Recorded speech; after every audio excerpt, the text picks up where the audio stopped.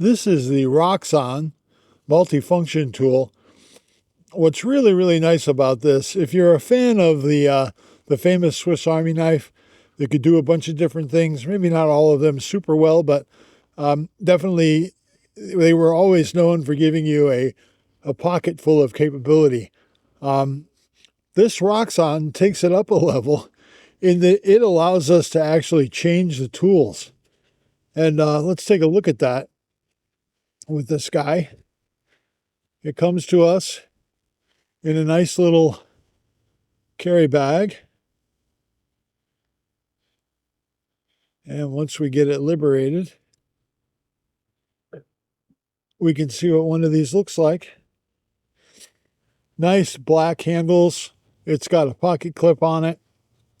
On this end, it's got a standard 1/4-inch hex bit holder that's magnetically held in place, so it's not going to flop around. What's also nice is that bit holder does lock in place. This side is a liner lock for that functionality, but you've got a nice little nail nick there on the bit holder to get it deployed. And of course, it comes with the ever useful #2 Phillips bit. On here, you've got a lock function that you can lock it so it can't deploy and unlock it so that it can deploy.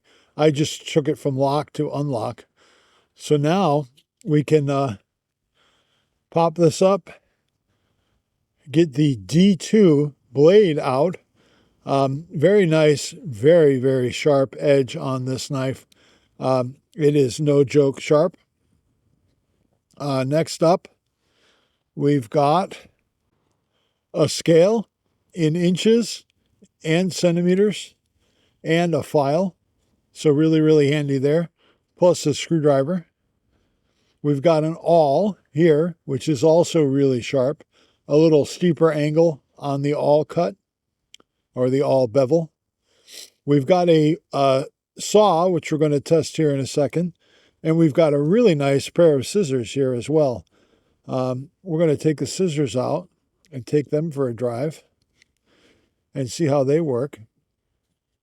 Come around, they've got a spring return on them. Pretty nice. We're going to trim some of these extra cords off here. And they are no joke sharp and quite capable of doing some trimming. Back to the deployed position. And all of these tools lock in the out position. And here's where it gets really interesting. You say, hey, I don't really want scissors on my knife. I want some other tool in this location. Well, you can get other tools for this set, and you can take that tool off and pop in whatever you want in place of it. It's definitely a very, very capable system in that regard. Always make sure you return this lock. The lock for normal use only has 2 positions, right here in the middle, which will allow it to lock in place, and then one little push down to let it unlock. And if you want some assistance deploying some of the tools that are a little bit more buried, you can use the up position for that. But here's a saw and a piece of wood, which goes well with a saw, turns out.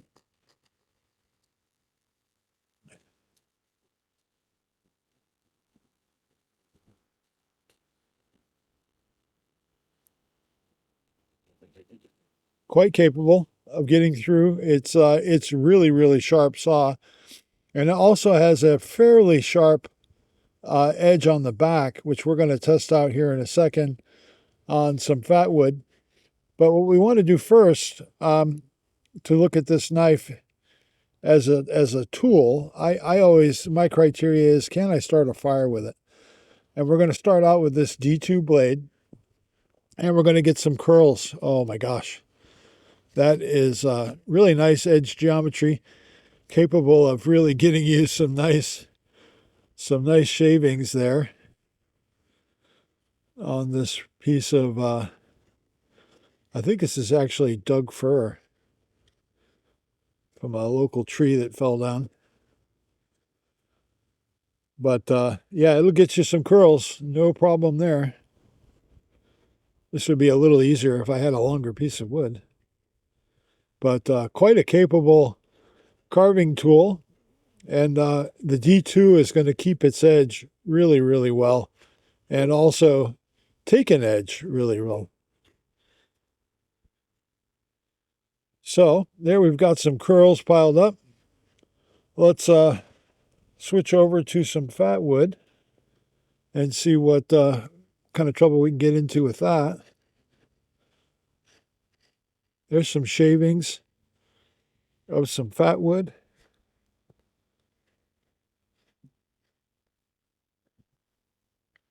And I don't think this edge is going to give us much for scraping.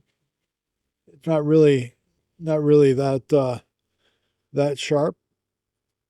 So we're going to put that away. We're going to get the saw back out, because that did look like it might have had some promise as a scraper.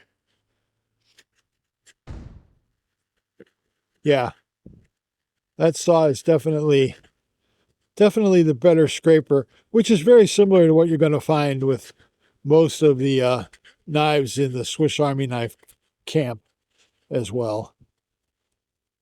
Most of the cutting blades don't have a sharp spine, but this saw will definitely do the job for you. And we're going to switch back to the D2 blade.